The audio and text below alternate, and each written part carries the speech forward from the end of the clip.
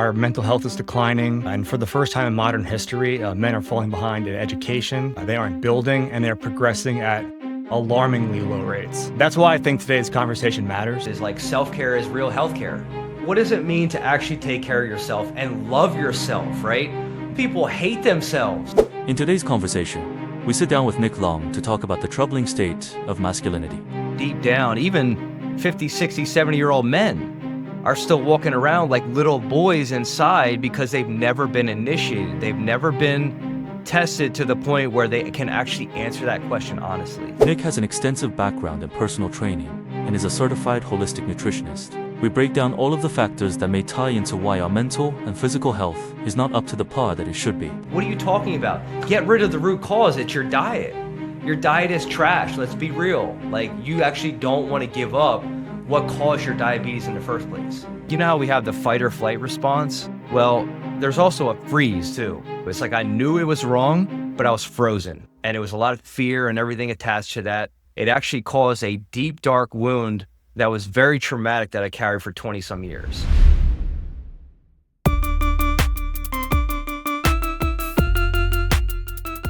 I wanted to take some time to say thank you for watching this podcast. I'm still in the early stages and I'm trying to get some traction. If you like it, and if you love it, sub it.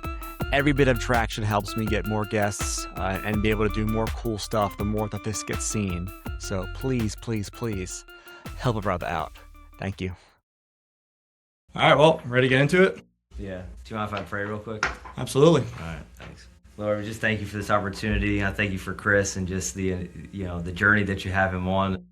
Lord, I just pray you bless this podcast, the entire podcast, Lord, and just give him new revelations and ideas, as he goes along. I pray specifically for this interview, Lord, that you would just use the both of us, Lord. You know who needs to hear the messages and the things that are be spoken about today. Just send it to the right people, Lord, and I pray you just put your hand upon it, anoint it, and just use us, speak through us right now, and just let us have a great conversation, just two men enjoying conversation together. So we want to do this to glorify you, Lord, and we do this in your name. Amen. Amen. All right. That put me in a good headspace. Yeah. So I think a lot of men, if they're really honest with themselves, I feel like they're not really showing up as strongly as they could be. And like they pull back in a lot of ways they fully don't understand, right? And it's not always obvious why. Somewhere along the way, the standard in today's society for what it means to be a strong, capable man has gotten blurred. Do you agree? I do agree, yeah. A lot of guys are feeling the effects of that in their own lives. In regards to men in this generation, as a whole, our sense of purpose feels unclear. Our mental health is declining, and for the first time in modern history, men are falling behind in education. They aren't building, and they're progressing at alarmingly low rates. That's why I think today's conversation matters. It's not just to point out the problem, but it's to figure out what it actually looks like to step into masculinity in a way that's productive for yourself and for the people around you and for society as a whole. Yeah, very well said. Couldn't agree more. Per Harvard Magazine, the male labor force participation dropped from 80% in 1970 to 68% in 2026. 47% of women in today's generation have degrees versus only 36% of men. Mm-hmm. 50 years ago, 61% of degrees were earned by men, and that number has flipped in the modern day. And in 1970, 96% of men in their prime years, which prime years defined by 25 to 54, participated in the workforce versus only 88% today. 1 in 7 adult men report having no close friends, while 2 in 3 believe that no one truly knows them. Men die from suicide, alcohol, and drug-related causes at nearly 3 times the rate of women, and I'm honestly surprised it's not higher than that. So this is an indicator that something deeper is wrong that's going on in our society. Just in general, like, men are struggling. So what's your take? Yeah, I didn't know a lot of those statistics, but it doesn't necessarily surprise me because of seeing the decline over a long period of time. And I think it's, not necessarily to go down the conspiratorial route, but I do believe there is part of that is the issue because there's been a scheme, systematic scheme over decades of time. This is not just one generation. This is multiple generations back of trying to get the woman out of the household and tell her that she's independent. She doesn't need to, be dependent upon man and whatnot. And it's just this big movement that's been empowering women, and it sounds great, right? Like it sounds like, yeah, women need to be equal with men, and I'm for that in a lot of ways. But if we fast forward to now, 2026, we see the inversion of that and how it's caused chaos in our society, because I believe that men are called to be leaders more so than women. Now, people may argue with that, but if you go back, way back, you can see throughout history that men being in leadership roles, assuming responsibilities that they need to, assume, that society is just more ordered when that happens, right? So yes, I agree.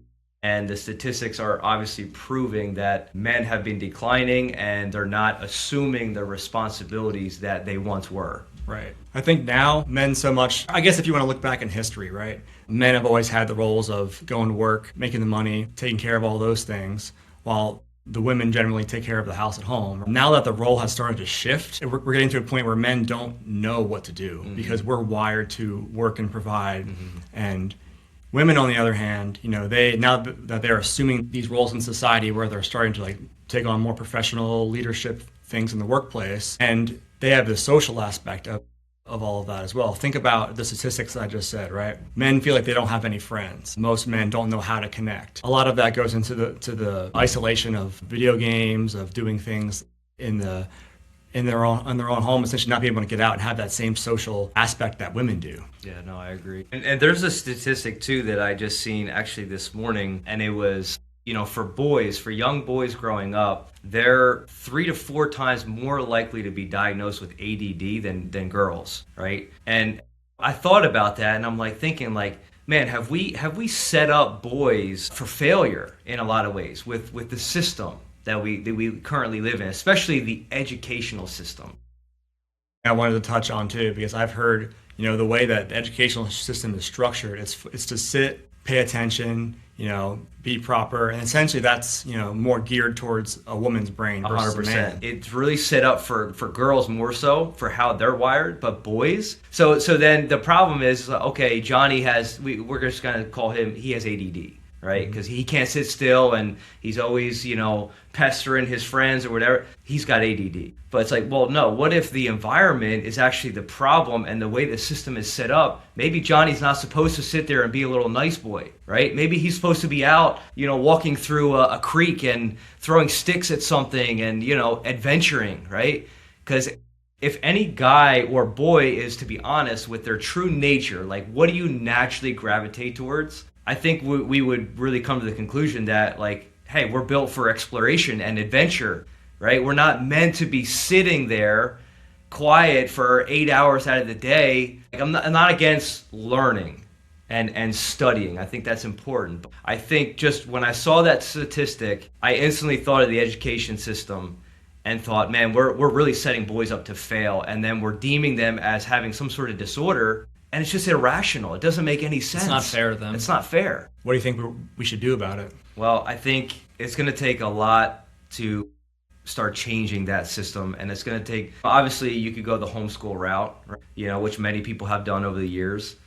Then there's pros and cons to that. Obviously, you're isolating kids. They don't have access to all the other things in public school. But there has to be, I think, a push for enough awareness of this. I think people know deep down, but maybe hearing more of the statistics of, like, this is what's happening to men. Let's pull back, let's zoom out a little bit and see what different areas of influence are impacting boys and men over time. The solution, I don't know what it takes. I know personally I would love to acquire land and be able to build certain schools, outdoor classrooms. Like for instance, French Creek, which is kind of local here to us, they have a little outdoor classroom where they have a little podium and they got like wooden stumps as seats and stuff like that. That's setting boys specifically up for more success because they're out in nature. They can go run. They can fish, they could do whatever outside instead of boxing them into this little classroom and telling them they got to cooperate. That just doesn't make sense to me. So I think we got to think more outside the box, and it's going to be very unorthodox. We have to change our mentality and the paradigm behind, well, this is education. This is just how it's always been. Well, Should it be that way? Because let's look at the stats, right? You can't deny the numbers. And we know that boys, they have anxiety now and all types of disorders because they're not put in the right environment, in the right system. Was there a moment for you where you realized that men needed more support? Yeah, I mean, you know what the problem I think is? A big root problem here is that in America specifically, I can't speak for other countries, but I do know that other countries, they have protocols for initiating boys into manhood. We don't see that here in America. Like, for instance, in the Maasai tribe, or however it's called, over in Africa, a boy has to kill a lion in order to court a woman. Like, you can't even marry a woman without killing a lion over there. Now, that may be extreme, but in today's society, the environment's changed so much compared to, the days we were actually doing that, right? So now it's, there's borders beyond us and all of the dangers out there, right? So the game has changed, and we're forced to, adapt to the current world. Yeah, exactly. So I think it's important to look at some of the other cultures and to try to implement some of what they do. I'm not saying we got to go kill lions to court a woman here, but I think we're lacking in the male leadership and initiating boys into manhood. And I think part of that comes with, boys need to be tested. Like they need to, a big question of a boy growing up is, do I have what it takes? Am I strong enough? Am I capable enough? Right? Like that question always haunts us deep down. Even 50, 60, 70-year-old men are still walking around like little boys inside because they've never been initiated. They've never been tested to the point where they can actually answer that question honestly. Do I have what it takes? When the pressure's on, can I come through? I think that's one of the big things that I've thought about in my time that no one's really talked about before, is that men walk around never truly being battle tested, right? Mm-hmm. And you get to that point where you get to a certain point in your life, you're so set in your ways, like you're never going to be at a certain point. You're in a unique position where you work with young athletes every day. What do you think needs to be done with children at a young age to develop these skills? I think discipline and respect are the two biggest things for young kids that are needed. And this is just based off of my own experience of what I'm currently experiencing. I have high standards. I've been a personal trainer for like 18 years. Been through LA Fitness and different other gyms. I started my own fitness company. So I've trained your middle-aged menopausal woman to your D1 athlete to a little 7-year-old kid, someone with MS, right? Like I have a lot of experience of like broad variety of clients. And the thing that stood out the most once I started working with kids is they just need a little bit of structure and order and discipline. So like, for instance, when I start out a class at Athlete's Edge, where I'm currently training at, I line them up, we clap up, right? I get them to do a little clap session and then, we lock in, and then I go through my 3 rules. Every class, it's like clockwork, like I don't miss. And I'm reminding them, my 3 rules is, number 1, respect. And I make them say it. And then I say, okay, what does that mean? What do I want you kids to do throughout this class? When I tell you to do something, a certain exercise, or I'm correcting your form, what is your response to that? And they all have to yell, yes, coach. Sometimes they're quiet. I say, what is it? Yes, coach. Right? And that's instilling that respect that they need for not only just their coaches, but their parents, elders. It's instilling that. And then second rule is 100% effort, right? You don't have to be perfect. No one's perfect. You're going to mess up. You're probably going to mess up every single workout, right? Some way. But mess up going hard. Mess up going 100%. Because if you're going half effort, that's something that doesn't do. So to focus on something for like more than 10 minutes is a challenge. But I tell them that, listen, I'm the bar. I'm way up here. You guys may be down here, but over time, you're going to understand the importance of having high standards for yourself, right? So I think the discipline is most needed for these kids. And I see, from what I've seen for them coming to class and whatnot, I don't think they were necessarily getting that a lot, maybe at home or other coaches that they have for sports, because I'm seeing how they're responding to me now. Like they want to please me. They want to do well for me. Like the obedience level is getting better and better as I take more of that kind of stern approach. yelling at them constantly. It's not like I'm berating them or like putting them down. I'm just stern in my convictions of, hey, you guys are meant to be elite athletes, right? I'm not here to train average kids, right? Go somewhere else for that. No offense, but there's other trainers that can cater to your needs for that. That's not me, right? If you want to be the best, then work with me, because my standards are going to be the highest. I think the whole masculinity, that ties back into the whole masculinity thing from the beginning, is that you are just holding these kids accountable and you're putting your foot down and being like, this is the way that the order is, essentially, and just creating structure for them early. And it's a healthy structure, It right? is. Yeah, and it's a way of initiating, because I've seen all this, and I've seen the lack of initiation, and I'm like, man, I'm blessed to be in such a primary role to influence the young generation, and not a lot of people have that opportunity. But God has blessed me to be in that arena, and He's been training me, and it's like there's something very unique that the kids pull out of me. I never thought I would be working with kids like that, because I was never a kid type of guy. Like, I don't have kids. I'm around my nieces and nephews. Like, I love them, but like, I'm kind of awkward, around kids. I just like, I don't know how to interact. I'm very weird when it comes to that. It's an acquired skill, because I feel the same way too. Yeah. I don't have kids of my own. When I'm around someone else's kids and they start just saying weird stuff to me, I'm like, what do I do? Yeah, Like, what do I say? What do I do? Yeah, like that's how I feel more times than not. But I'm learning, how to I'm learning how to interact with them through these classes, and it's pretty cool. Because a lot of them just want to have fun and play around, and I do leave some room for that, but mostly it's just giving them some order to their lives, and planting those seeds now, so that when they're 18, 19, become an adult, they can look back on that and understand that actually was what shaped them, to become more. Order will go a long way for these kids. They're desperate for it. They're really dehydrated of masculine leadership. I think a lot of them don't even know what they don't have, right? And there's something deep in them that's like, I'm missing something, but they don't know. Yeah. All they know is like, their iPad and, the games and whatever else like they're doing inside.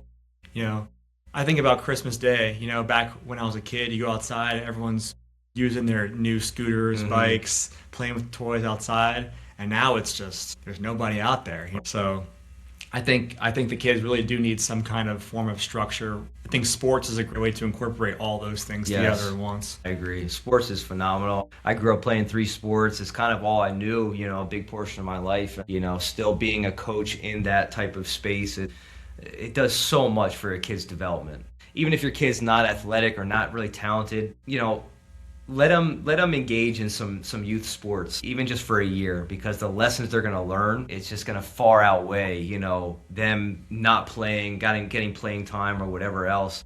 They're going to learn a lot of lessons, and, the discipline that comes along with just, the game itself. It is that discipline. It's also like socializing. Yeah. When maybe sometimes they otherwise wouldn't have that. Yeah. It's, micro leadership, working on a team, all those things that, eventually when you become an adult are going to be used in some shape or form. Right. And you're developing all those skills early, which I think is very important. Yeah, that to me is like education, right? That's prime example of real education. Getting kids engaged in team activities and team sports, because the lessons they're going to learn there, like you're saying, they're going to be able to apply that more than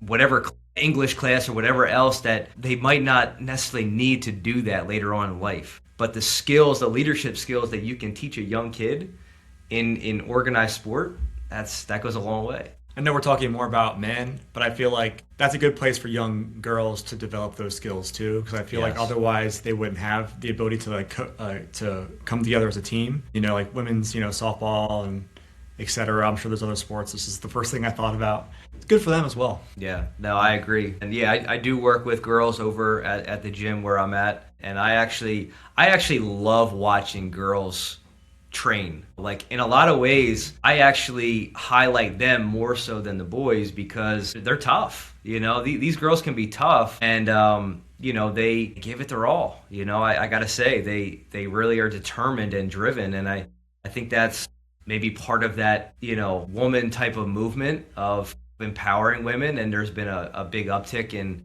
even just girls lacrosse and and things like that, where there's these girls sports that are starting to come up now. Girls wrestling is getting more popular. Really?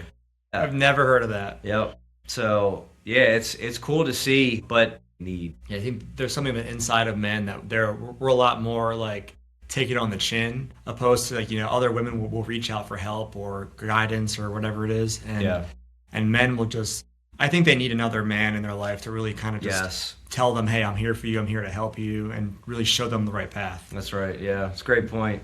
Yeah, because I do see that in classes. It's like I watch the girls and they're very like supportive of one another. Like they're clapping each other's hands, and it's like the boys are just kind of like to themselves. And I noticed that, but I agree. It's you need at least one other man that can sharpen you. It's like the proverb that says, as iron sharpens iron, so one man sharpens another. And what does that mean? Well, to sharpen one another, that means there has to be friction, there has to be resistance. You have to be challenging one another. Yes, encourage and build each other up, but the resistance and the competitive nature of going against each other is actually a good thing. And it helps you to grow and develop as a man. So yeah, I think, men, we always think in our minds, like, I can't ask for help, I can do it. I can figure it out, but I think we have to get to the point where we don't know it all, and humble yourself and realize that asking for help doesn't mean you're weak. It just means you're wise, That's all that means. You're actually exercising wisdom because you want someone else to show you how it's done so that you can do it right and be efficient, right? Like for me, there's a lot of areas where I lack. Like I don't know how to, replace instruction worker type guys that, they begin to start showing me things like, here's how to patch a tire, right? Like show me how you do it, right? And so I think we need more of that too. I think going into the military, like I was not handy at all. I'm gonna fix aircrafts.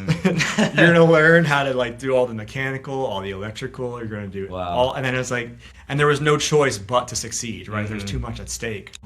I always heard, Terry, will make a man out of you. And as I'm in my 5th year now, and I'm starting to see why that's true. There are kids that are coming in at 18, 19 years old, and they don't know how to do. I don't want to say everyone, but there are some kids that don't know how to do anything. Like they come in and they're just like, yeah, I just kind of coasted along and I didn't know what to do with myself, and now I'm here.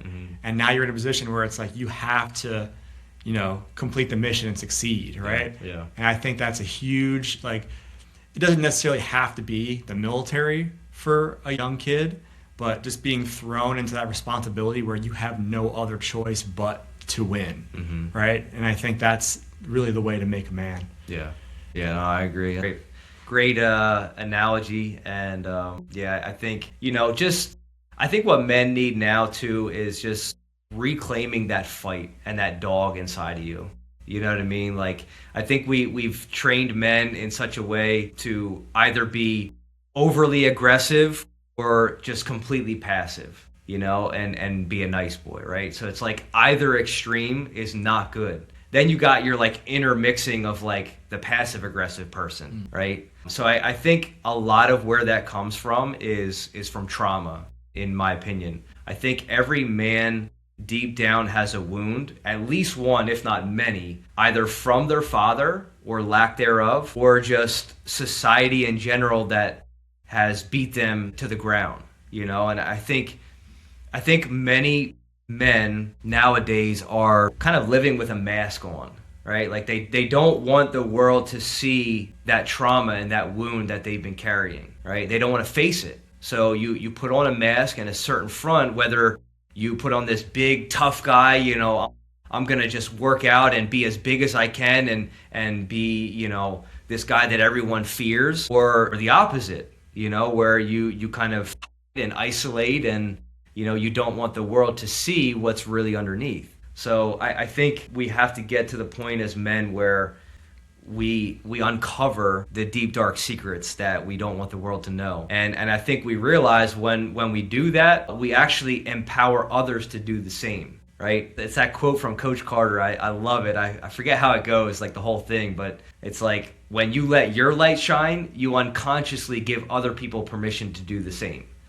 right? So you shine your light on the darkness, and now someone else doesn't feel scared or some type of way about covering theirs up. Now it's like, oh, well, he went through that. Like, for instance, for me, I can speak freely on my trauma now, right? It's freeing, right? I was molested by my best friend when I was like 12, 13 years old, right? It doesn't hurt for me to say that anymore, right? I don't blush. I don't get emotional saying that anymore because I shined a light on it, and I brought it to God, and I let him heal me of a lot of that trauma, right? I'm not going to say I'm fully delivered from that because that's a huge wound, right? I carried that for like 20 some years. Nobody knew, right? And it was kind of that, like, you know how we have the fight or flight response? Well, there's also a freeze too.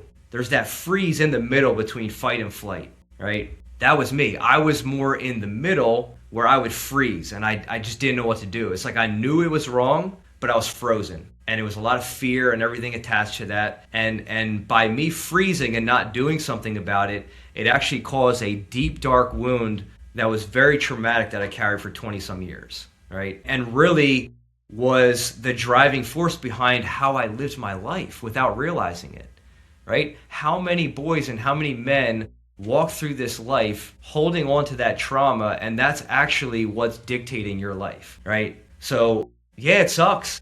It sucks talking about it and letting other people know at first, but you begin to realize, hey, it loses its power when you put the light on it. When you can speak about it, it puts the light on it. It uncovers everything, right? Now you give yourself a chance to heal. You can't heal what you deny, and most men are in denial. They're lying. That's not a reality. That's fantasy world. And it goes back to what I'm saying. It's men being posers and putting a mask on and living in this world. You're not living your true self. And what this world desperately needs is men to be their true selves. Regardless of whether it's nasty stuff that you're from your past or whatever you got to deal with, let it out. Let it out, because the true nature of you is going to be on the other side of that. And that's what the world is missing, in my opinion. Deal with your trauma, right? Take it to God. Pray about it. Heal me. Help me, right? Seek help. Go to other people. Find a trusted friend, a trusted brother, or if you're a girl, a trusted sister that you trust, that you can confide in, right? And tell these things to. You got to get it out. Because bottling that up is just, it's causing a lot of issues you don't even realize. Your subconscious is so powerful that those things are compartmentalized and stored away that you say and act certain ways and you don't even realize why you're doing it. But that's coming from the place of trauma, right? Most people, I dealt with rejection a lot of my life, right? I've always had a fear of rejection. That's why a lot of ways, decisions and things that I do, it's like I'm still seeking validation from other people. Where does that come from? Rejection. Because I'm sick of being rejected, right? That's why relationships from my past have failed, because I've felt rejected. And then I internalize and then I isolate, because I'm one that, yes, I freeze, but then I run, right?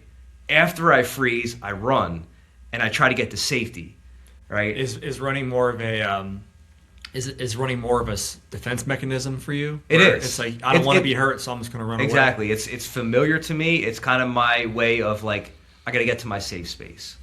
It's like a turtle that, like, pulls his head back and hides under its shell, right? Like, there's danger. I got to hide now, right? And I'm not saying that's a good thing. In some ways, yes, it is. Sometimes, as men, we actually do need to run and flee a situation. If we feel like enticed, like we're going to overreact or be too emotional to respond to what's in front of us, sometimes fleeing is actually wise, right? But other times you're just using it to hide and you're not facing the confrontation that you need to face, right? So for me, it was like I wanted to keep peace at all costs, right? Big part of that is because my parents fought a lot growing up. Not physically, but emotionally, verbally. Verbally, they would yell at each other almost every day of their lives, right? And did you take that as a kid and be like, wow, this is how a relationship is going to be for me one day? I took that as, I don't ever want my relationship to be like this. Good. Right? So I would sit up in my bed crying my eyes out. I was just, it created emotional trauma for me that I didn't realize over time. But, as a boy, like, you think your parents are going to divorce and leave each other every single day almost, because they just verbally fought all the time and just never. I'm not saying they're bad at all. They're doing, every parent is, I believe, trying to do the best that they can. It's just they didn't realize that was emotionally scarring me every time I would listen to their arguments. And I would sit up in my bed by myself crying, like, oh, they're going to leave each other, right? Because as a boy, it's like, I want to feel safe. I want to feel like things are good or secure, And so that point took me the whole other end of the spectrum, where it was like, I just want peace at all costs, right? Now, that's good in a lot of ways, but it's not good in some ways, because I believe boys and men, there are some battles that we need to fight. There's some confrontations that, hey, I need to address this. I need to say something to this person that said something to me or did something that I didn't agree with. So instead of running and just saying, no, it's okay, I was always my response, like, it's all right. Even though deep down it's eating away with me, knowing like, this is not all right. I'm not okay with this, but I keep saying it's all right, just to keep the peace. How many of you guys out there do that, right? I know I'm not alone with it, but that was me. Keep the peace at all costs, but it does cost you something. There's a big price to pay when you just want all peace. You're actually not exercising masculinity. You're actually allowing people to walk all over you like a doormat, and you're not being respected. You're being disrespected because you don't have enough respect for yourself to stand up and face somebody head on if they need to be faced. I think that ties back to the very beginning where we were talking about men being lonely. Were you saying that men will retreat from the situation to find peace? Yeah. And then there comes a point where they're like, there's so many things in life, whether it's on social media constantly coming at us or in real life, where everything is stressful. Everything is just bringing this, the opposite of peace in my life. Everything's making me feel uneasy. And you're just like, I'm going to retreat. And I think that's kind of where we have gotten to this point in life, in society, where we're just like lonely and depressed as men, because a lot of men have given into that idea of like, there is no peace around me. I'm just going to retreat from life. Yeah, no, I agree. Yeah, and I think a lot of men have just given up because they're just too tired, right? Too exhausted. But, that's not a cop-out. That's not an excuse to abandon your post, right? Think of military terms. Men need to get back to standing guard at their post. Whatever that means to you. Whether it means you for years have let your heat impurities come to the surface, right? The refiner knows he's got to remove those impurities and put the rock back into the crucible and turn the heat up higher, because he knows that at higher temperatures, more impurities come to the surface. I got to remove them, right? It's actually stated that, someone who's like a blacksmith or, that deals with refining type stuff, elements, that they actually will do that process like at least 7 times until that piece of rock is now shining like gold or silver, right? Every time the temperature becomes higher and higher. And so I think as men, that's a great analogy for us that we need to embrace, right? Life's not going to get easier. It shouldn't. We should never want the easy road, right? A soldier, think in terms of soldier. A soldier, you have to be battle tested. You have to be put through boot camp and some of the most horrific types of environments and scenarios where your mind is all jacked up and like you don't even know how to think because you're getting all this stuff thrown at you, but yet you practice and you train over and over again in those environments, and all of a sudden you become immune to it. That becomes your norm. That's like, oh yeah, I've been here before, right? I know this process. So I think we need to be willing to be put back in the fire over and over again, becoming men. True men that this world is lacking. Good. Try. Go ahead. Yeah. Your juice. Hey, we got pineapple, apple, turmeric, and black pepper. Yes. So that's called the liquid gold, right? This has been a fan favorite for us. This is really good for like inflammation. If you don't know, I have my own business with my brother called the Juice Pharmacy, Pharmacy. The real pharmacy, right? We want to help people try to slowly get off of medications and so dependent on the pharmaceutical industry. And there may be a time and place for that if you need to do something short period of time. if you have any sort of chronic illness or disease or anything like that, you have to address it and lifestyle, right? Like, you can't take a pill or I'm going to take a supplement and use that as a quick fix. Diabetics, like they'll take, the insulin, right? They'll pump themselves with the insulin shots and whatnot just so they can keep eating their candy cakes. Like, this is insanity. Like, what are you talking about? Get rid of the root cause. It's your diet. Your diet is trash. Let's be real. Like, you actually don't want to give up what caused your diabetes in the first place. Instead, we just, I'll just take this to manage it so I can keep living my unhealthy lifestyle. Much mainstream now that the pharmacy industry is killing us, right? Right. They're just profiting off of our sickness. I really like products that inspire, health. Yeah. So thank you for making this. Yeah, of course. And if you look at like our logo, this logo is actually almost identical to the Rite Aid logo.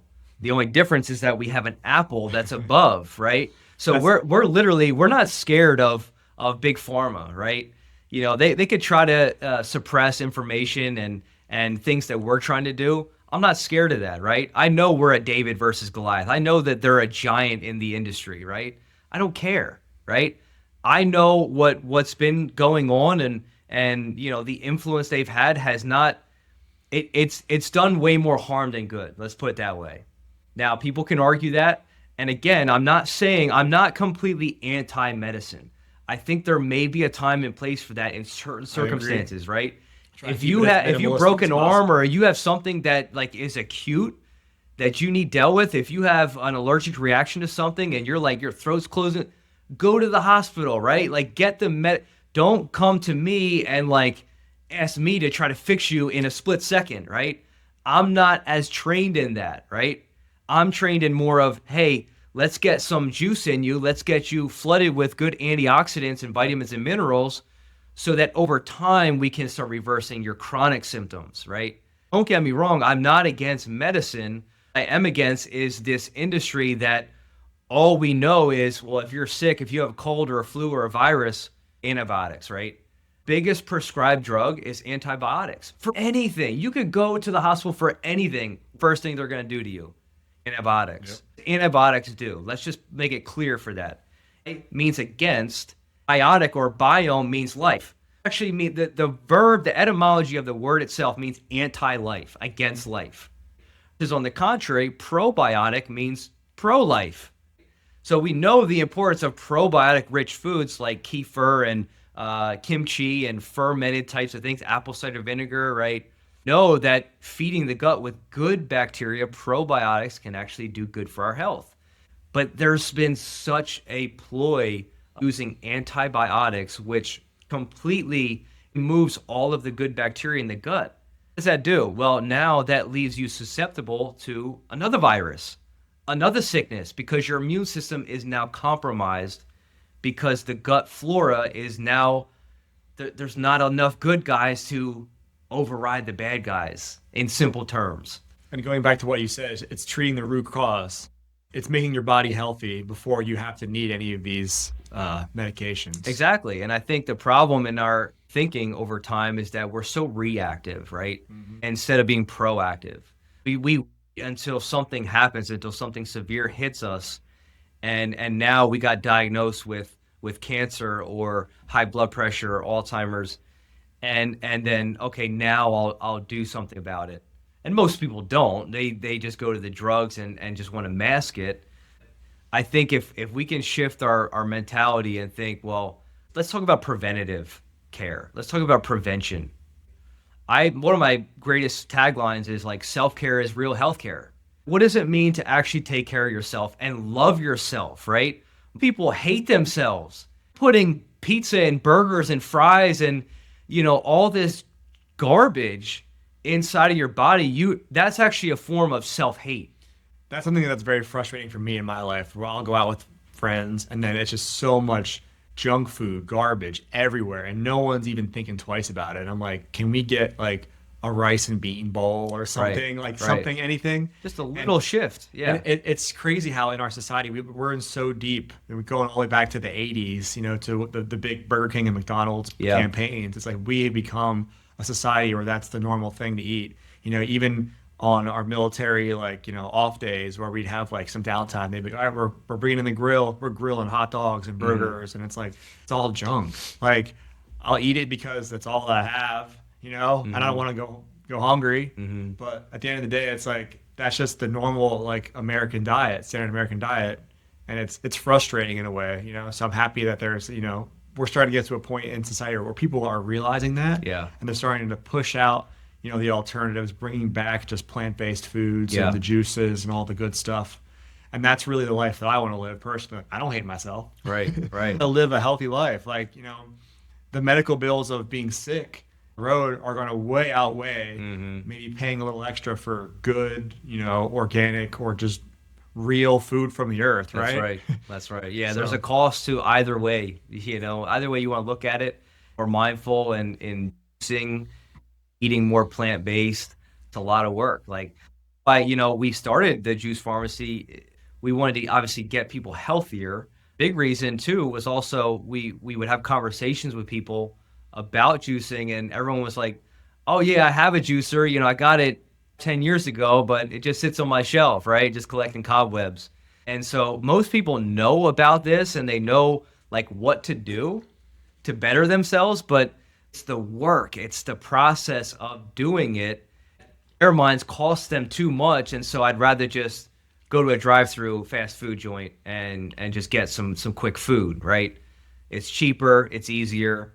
So to them it's a no-brainer, but there's a price to pay. So I'm paying the price of, hey, I'll juice for hours. You know what I mean? So for instance, not only do we juice for people like for the week, for their orders that we get in, but like for doing that, I'm juicing for myself for the next week, right? So I'm always thinking ahead and trying to be proactive with my diet, my lifestyle, right? Even with workouts, right? Like, how much time do I have today? What's my workout going to look like tomorrow? Okay, I ran today. I'm not going to run tomorrow. I'll do more circuit training or strength training tomorrow, right?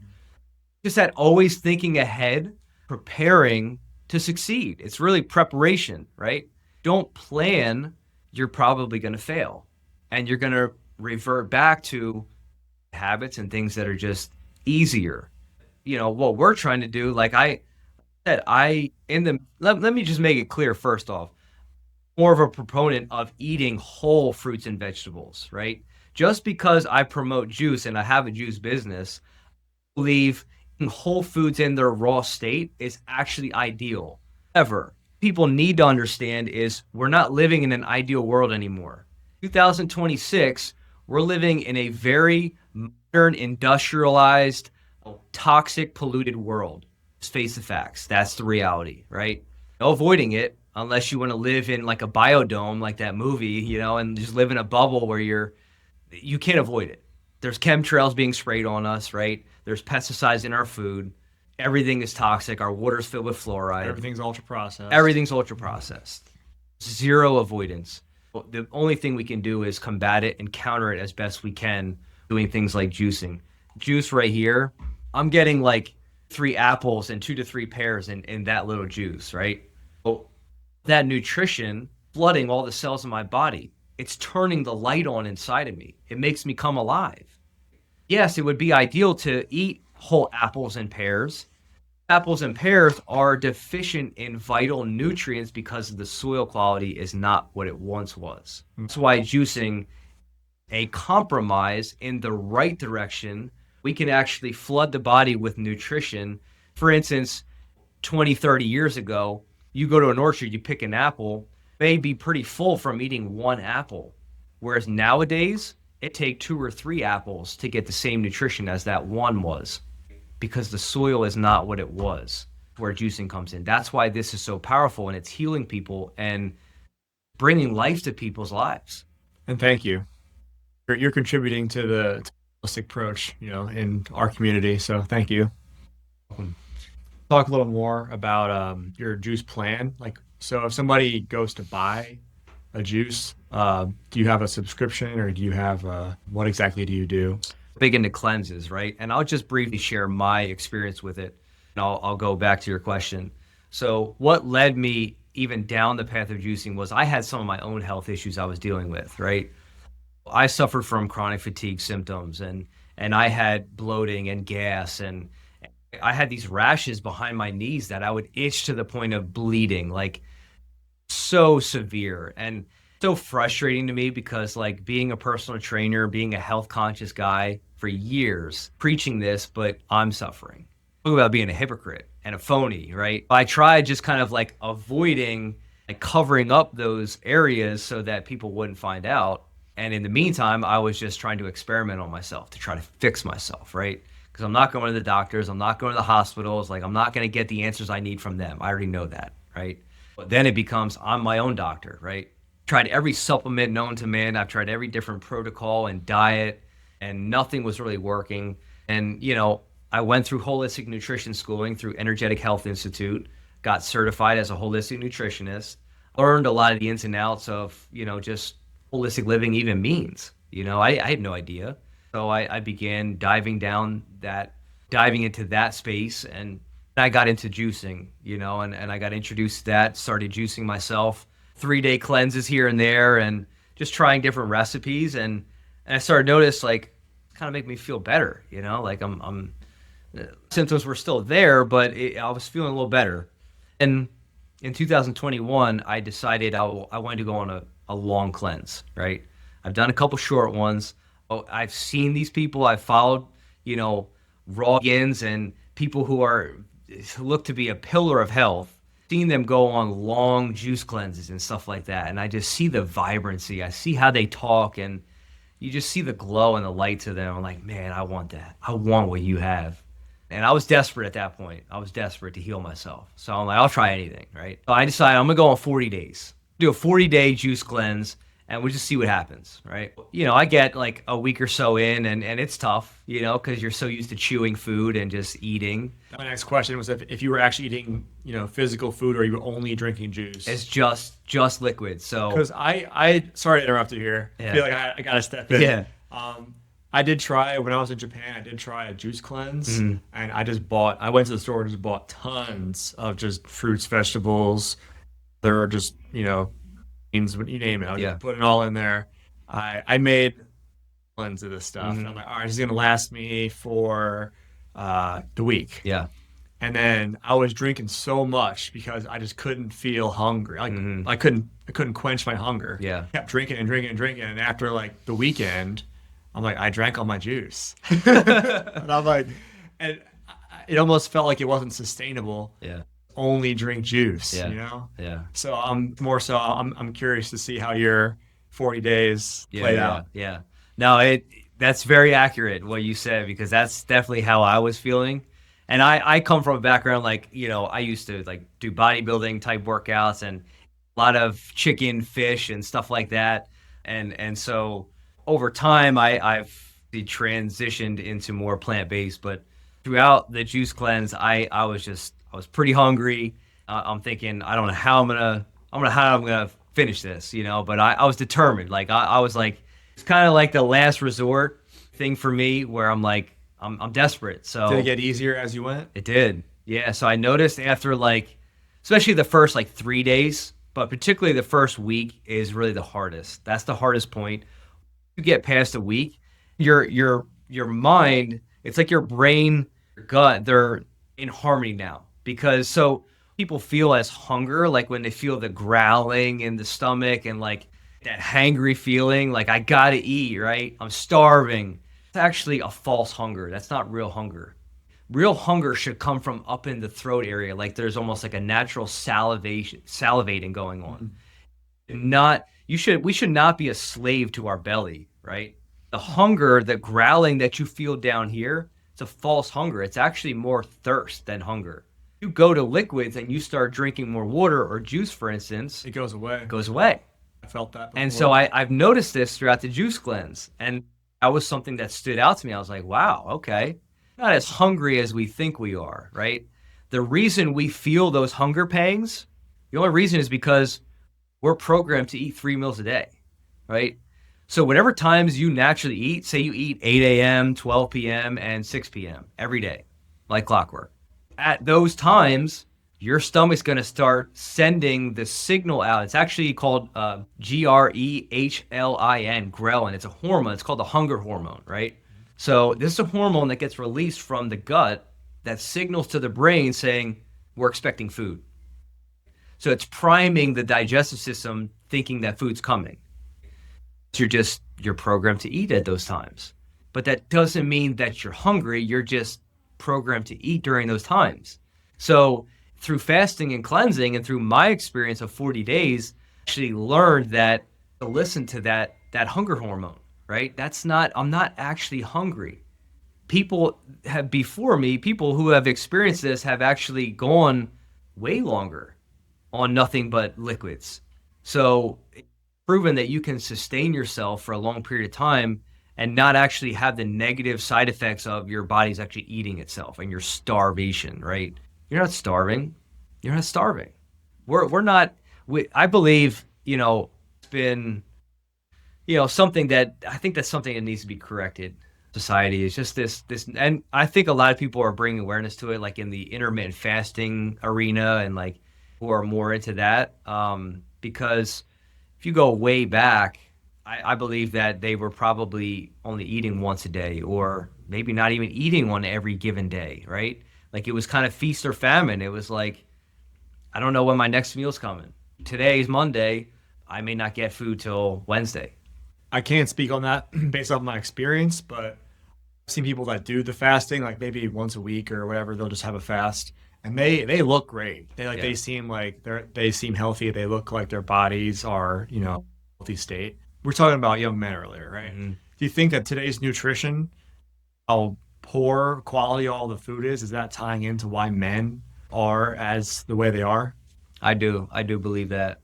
One thing that comes to mind is, talking about like the pesticides, for instance, that's in the food. I think it's the second heavily used pesticide in America is a chemical called atrazine.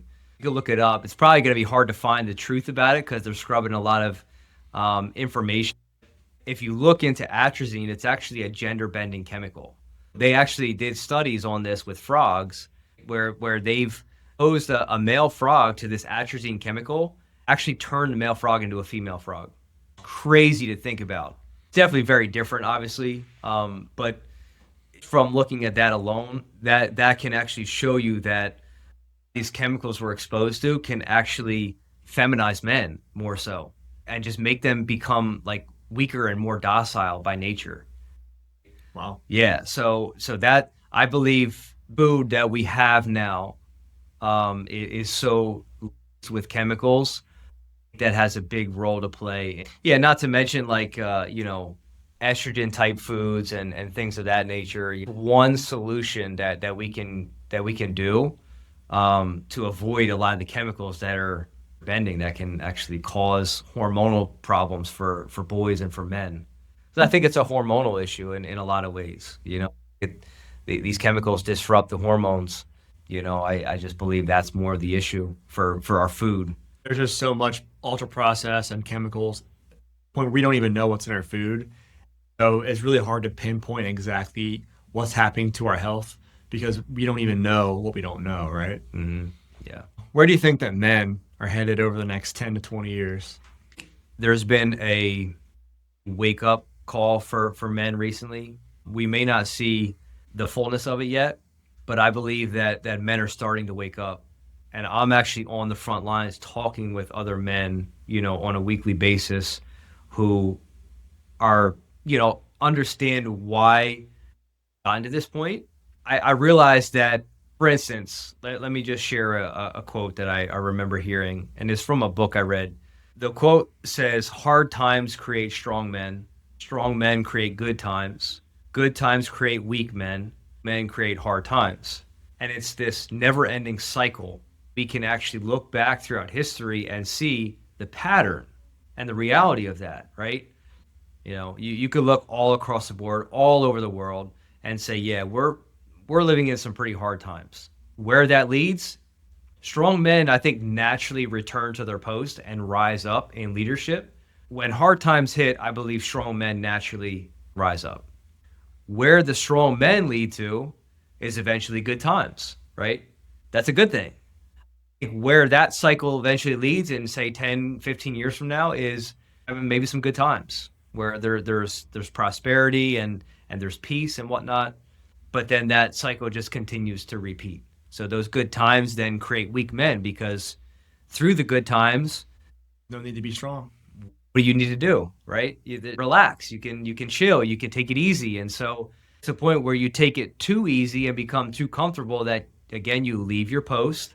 You're unprotected, unguarded, and the enemy comes in, starts to divide and conquer. And then that eventually leads to hard times again. Can you tell people where to find you and your juice business? So for the juicing, you could look up our website, which is thejuicepharmacy.com, TheJuicePharmacy.com. Look up all the recipes that we currently offer and our weekly juice programs. Really trying to do with the juice is, yes, we do cleanses for people. We've seen it reverse a lot of people's symptoms. We've taken people like with stage 4 cancer, diabetes, high blood pressure, people like really jacked up through cleanses and actually reverse a lot of their symptoms. And so the power of cleansing is there, and we want people to engage in that. Some people, or most people, might not be ready for that. And so maybe just doing one juice a day is actually going to just kind of get your feet wet a little bit and take a little bit more safer approach and not as aggressive. So we have those weekly programs on our website where you could order one juice per day as a meal replacement. That'd be your breakfast, and then you can still eat whatever other foods you want the rest of the day. So all that is on our website. You can look up Facebook, search The Juice Pharmacy. You'll be able to look up our Facebook page. Instagram, you can look me up on my personal page, Nick Holistic, NickHolistic. I'm wanting to put more content out there within the next couple weeks and months, promoting more of the holistic lifestyle and just more of like how I live, like a day in the life of Nick Holistic, right? And from wake up till I go to bed, what Nick do in a day, and really try to capture a lot of how I live, because I believe I'm not as vocal of a leader, though I'm trying to exercise my voice more, and I thank you for the opportunity to do this. Absolutely. I'm more of a leader by example, like just showing you I live. I want that to make more of an impact in people's lives. I think that has greater impact. And so I'm going to have some more content like that out there, and started my own podcast years ago called The Mandemic Effect. Then it was The Mandemic Show. That really led me down the path of like talking about masculinity and like the idea of the mandemic. When we were going through the pandemic, it was like seemed to be non-existent, or maybe there's just few that are actually still doing responsibilities and actually being men. So there was this idea of like the mandemic, where the men at, like women have been running the show. They've been carrying the torch, and are kind of not there. Left behind. Left behind, yeah. Yeah, other than that, that's pretty much where you can find me. Sure to link everything. Yes. Thank you.